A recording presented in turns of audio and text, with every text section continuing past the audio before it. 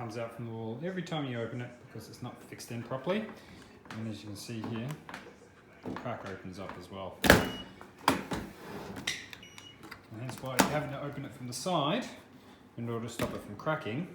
And when you open it from the side, your hands are getting shredded by the side pieces because there's no top on it.